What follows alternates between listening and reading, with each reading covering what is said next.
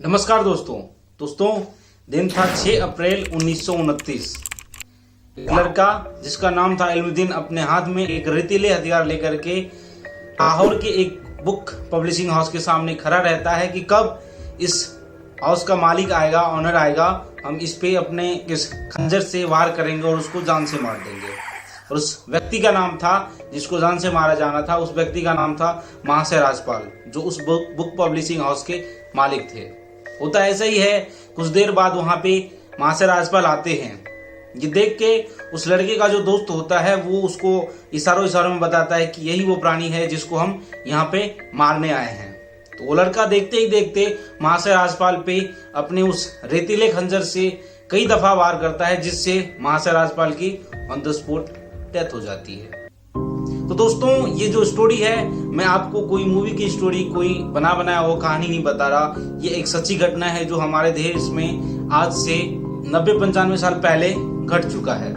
तो दोस्तों, मैं आपका अपना भाई रोहित आज के इस नो आवर नेशन के फर्स्ट एपिसोड में आपका स्वागत करता हूं। तो आगे बढ़ते हैं दोस्तों इस वीडियो में। आज के इस वीडियो में हम जानेंगे कि कैसे उस इंसान का कत्ल किया गया और उस इंसान को जो मारा गया उसके पीछे का कारण क्या था।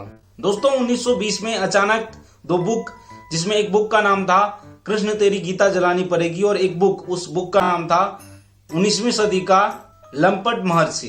दोस्तों, ये दोनों बुक अलग अलग मस्जिदों में, भारत के सारे मस्जिदों में और मुस्लिम समुदाय के लोगों में बांटा जाने लगा, जो सारे लोग पढ़ रहे थे। तो दोस्तों, जब ये बात धीरे धीरे करके पहुंची महात्मा गांधी जी के पास, तो महात्मा गांधी ये बात कह के टाल दिया इस बात को कि ये देश जो है वो धर्मनिरपेक्ष है। इस देश में हर एक व्यक्ति को अपना विचार रखने का हक है। तो उस व्यक्ति ने आपके धर्म के लिए एक विचार रखा है जो अपने विचार को व्यक्त करता है, लेकिन आप कानून के तौर पे भी उस इंसान के साथ कोई भी चीज नहीं कर सकते, क्योंकि इस देश में ऐसा होना इनलीगल है। तो दोस्तों, उसी के कुछ दिन बाद एक बुक पब्लिश किया जाता है, जिस बुक का नाम होता है रंगीला रसूल।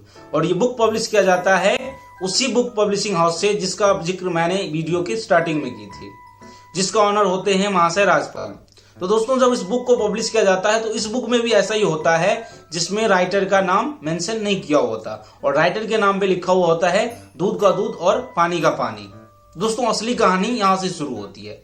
जब ये बुक पब्लिश किया जाता है, जो बाद में रिवील किया जाता है कि इस बुक के जो राइटर थे वो थे पंडित चंपूपति, काफी जाने माने ज्ञाता थे।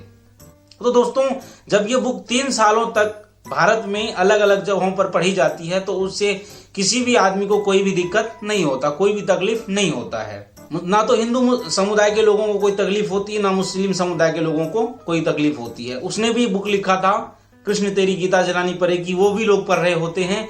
और हिंदू समुदाय के लोग ने भी लिखा था, जिस बुक का नाम था रंगीला रसूल। ये दोनों बुक सारे लोग इंडिया में पढ़ रहे थे, जिससे किसी भी धर्म के लोगों को कोई हर्ज नहीं था, कोई भी परेशानी नहीं था। तो दोस्तों, जब ये बुक पब्लिश की जाती है तो 1.5 सालों तक ये बुक इंडिया में हर एक लोग पढ़ते हैं और बहुत ही तेजी से ये बुक बिकने लगता है, जो लोग पढ़ना पसंद करते हैं इसको। और मुसलमान धर्म के लोग भी उस बुक को, जिस बुक का नाम था कृष्ण तेरी गीता जलानी पड़ेगी, को पढ़ रहे होते हैं। किसी भी इंसान को इंडिविजुअली कोई भी तकलीफ नहीं होता। फिर अचानक 28 मई 1924 को महात्मा गांधी अपने यंग इंडिया पेपर में लिखते हैं, मुसलमान धर्म के लोगों को इस तरीके के बुक लिखे जाने वाले लोगों पे कुछ न कुछ कार्रवाई करनी चाहिए, उसको इन लोगों के खिलाफ एक्शन लेना चाहिए जो मुसलमान धर्म के खिलाफ कोई भी टिप्पणी या कोई भी बुक लिख रहा है।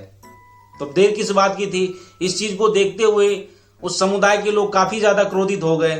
और दोस्तों, देखते ही देखते अगले 3 साल में महाशय राजपाल पे 3 बार जानलेवा हमला किया गया था, उनको जान से मारने के लिए अटैक किया गया था। और दोस्तों, मुस्लिम समुदाय के कुछ विद्वानों ने इस किताब का जो केस था वो लाहौर के कोर्ट में इसका केस दर्ज करवाया, जिसके बाद उसका केस का फैसला सुनाने के लिए मुस्लिम समुदाय के 4 बड़े बड़े ज्ञानी को बुलाया गया, जिससे ये पता करना था कि इस बुक में जो भी चीजें लिखी गई हैं वो चीज सही है या गलत है। तो कोर्ट के जब उन चारों विद्वानों से पूछते हैं तो वो चारों विद्वान बताते हैं कि इसमें हदीस नंबर, आयत नंबर, जो भी सारी चीजें दी गई हैं वो सारी करेक्ट हैं, वो सारे सही हैं।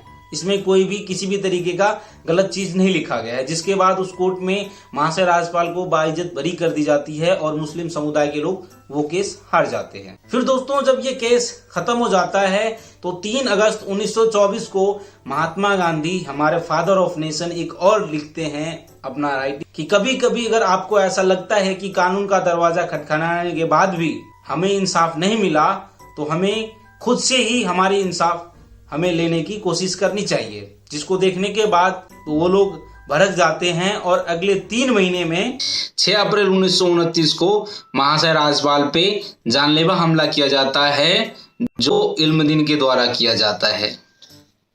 और ये सारी चीजें होने के बाद जब ब्रिटिश गवर्नमेंट को ये लगता है कि मुस्लिम समुदाय और हिंदू समुदाय में इतनी सारी लड़ाइयां हो रही है, हिंदू मुस्लिम की जा रही है, तो इससे कहीं ब्रिटिश सरकार को खतरा ना हो, ये देखते हुए ब्रिटिश सरकार उस लड़के को फांसी की सजा सुना देते हैं।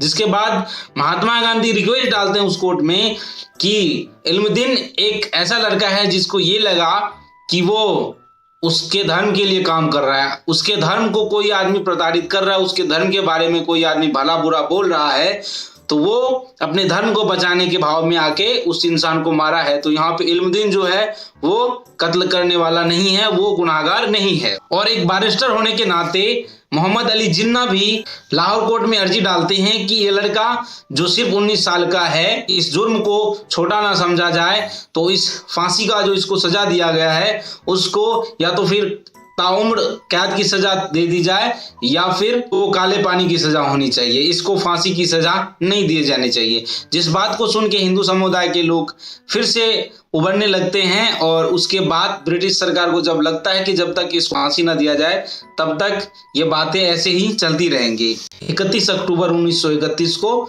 उसको फांसी दे दिया जाता है। महात्मा गांधी इसके बाद फिर से लिखते हैं कि उसको जिस तरीके से फांसी दिया गया वो सही नहीं था, उसको फांसी नहीं दिया जाना चाहिए था, जबकि उस आदमी के लिए महाशय राज्यपाल के लिए बोलने वाला कोई नहीं था।